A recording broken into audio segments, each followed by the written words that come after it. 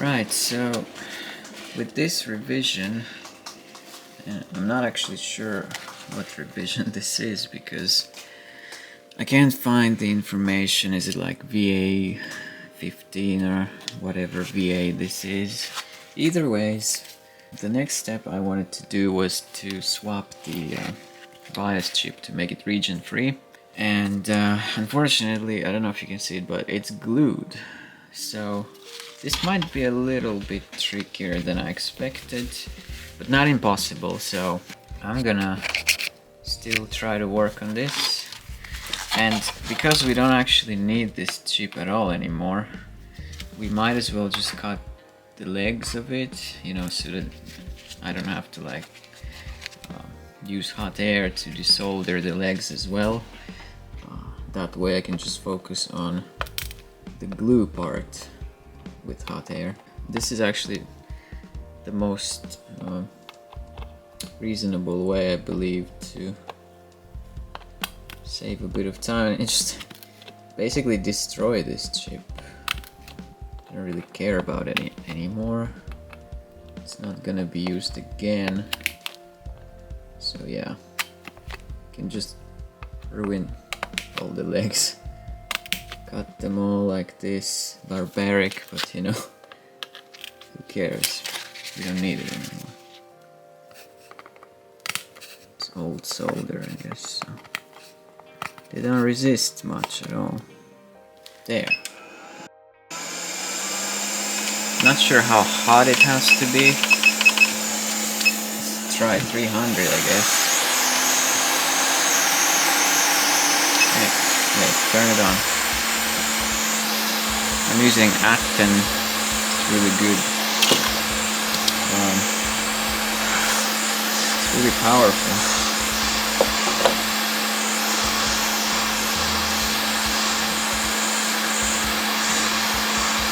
I'm pretty sure it has to be quite hot to come off.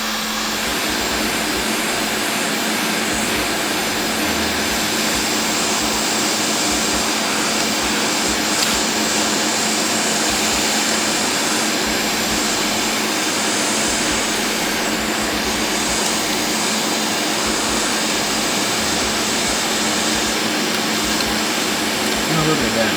It's coming up. Oh no. Quite a bit of damage there. Okay, so here's a lesson to be careful with this freaking knife. Maybe next time I should use something less sharp, obviously. But no worries, I can fix this. Trace repair. Easy.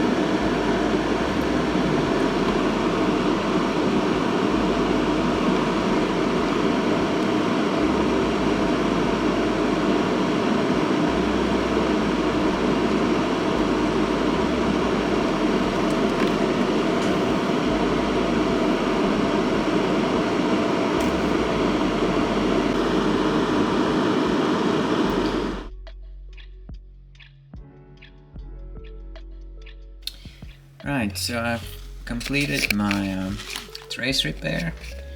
I don't know how well you can see this. I'm also going to try to show it with a phone camera if you want, but anyway, this should be fine. And now we can focus on adding the region-free BIOS chip, which is not quite as simple as putting it, in place of the original one. There are still some pins that are different, so I have to read the instruction, and actually I just realized it would have been nice to eventually have a screen in here on the same table. Add a bit of flux here. I have to be careful now with the trace, with the repaired traces here, because obviously they're a little bit sensitive now. And also have to remember the direction of these pins. I feel like it would be easier if I just maybe bend them a little bit inward. So the best way to do it is solder the pins that are on opposite sides first. There. So this way the IC will stay in place and you can solder the rest of them easily. Yeah, so we have to solder these two pins together and then put them to ground here. So I need some type of wire for that.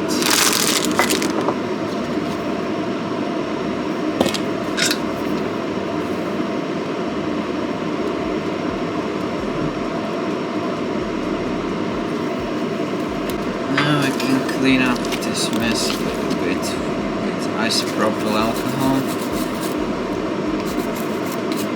Okay, let's begin.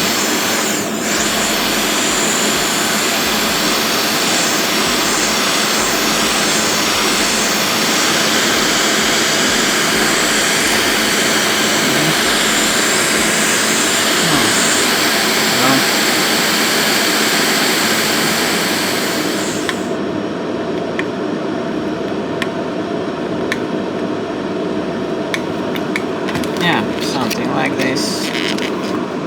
Now we'll just clean it up.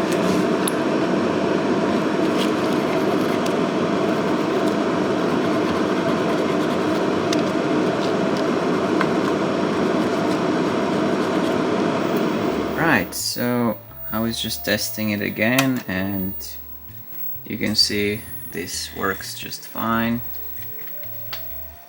And after installing the BIOS chip and the FRAM chip, so everything works fine. And I wanted to also measure the ripple, and for that I have my scope here, so I'm just gonna probe it as it's loading this game. 9 volts line is like this, about, I believe it's something between 20 to 30. This is 5 volts. Right now it's still playing FMV. Oh, let's with the camera. It's very good, I think. 15 to 20. Now the game has loaded, and the ripple is still fairly low. Something like 20 millivolts average. And here we have the 3 volts, which is very similar to the previous one. So all in all, I feel like we have 15 to 20, 15 to 30, let's say. The camera keeps refocusing. 15 to 30 on 5 volts and 3 volts, and then a bit higher on the 9 volts, which is quite normal, I think. So, and now I can actually test it out with the original power supply just to see if there was any big difference in ripple values. Right, so this is the 9 volts line. It looks pretty similar. In fact, it looks almost exactly the same as my power supply. Now it's loading the game. Here's the 5 volts line. Pretty similar to the values before. Let's wait for the game to load. Now it's loaded. Right, so the 5 volts line is showing 20, 18, something like 15 up to 30 maybe. On average, probably 20, 25. My power supply was slightly better, I suppose. I think it didn't jump up to 30 that often. This is 3.3 volts.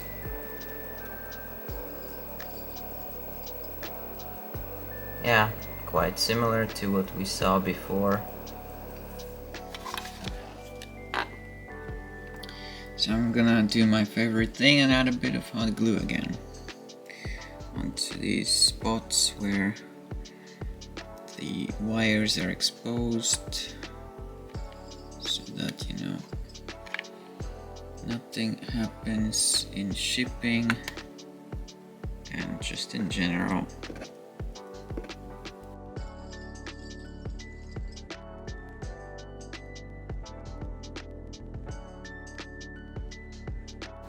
Right, so back to the shell improvement. I have actually just received these nice decals from China, from AliExpress, and they ended up being really good. They're like some type of metallic surface, and I already glued one of them. It looks great. I mean, it's bigger than the original, but I don't think it matters at this point since we are customizing this so much. And I also printed this Sega logo on the transparent paper, so I wanted to try to glue that as well, see how it looks. So yeah, let's do that.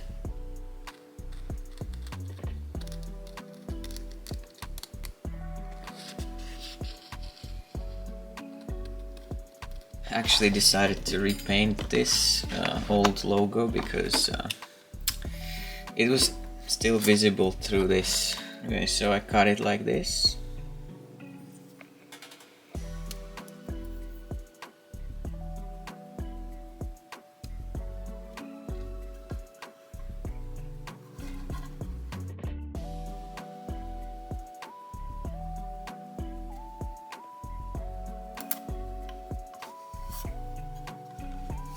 There. Now, I think this is done.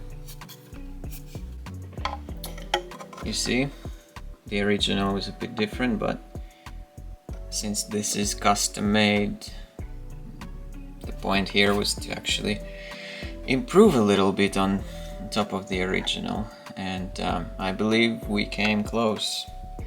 It's pretty much impossible to get this type of decal because I don't have the possibility to paint it like this. You tell me which one is best. I think in a way they're all good. So here we finally have the finished product, and I was just testing how it performs, and everything seems to work fine. No problems reading discs, no other issues. And yeah, so I think this was a very successful restoration, and I'm actually going to sell it. So I have a couple of more of these to restore, to refurbish.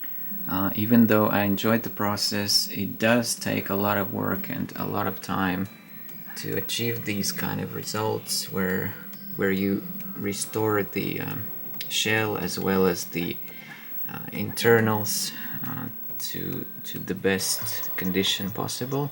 Of course, it makes me happy to see the results at the end, and yeah, I hope the next owner will be happy as well. And thanks for watching this video.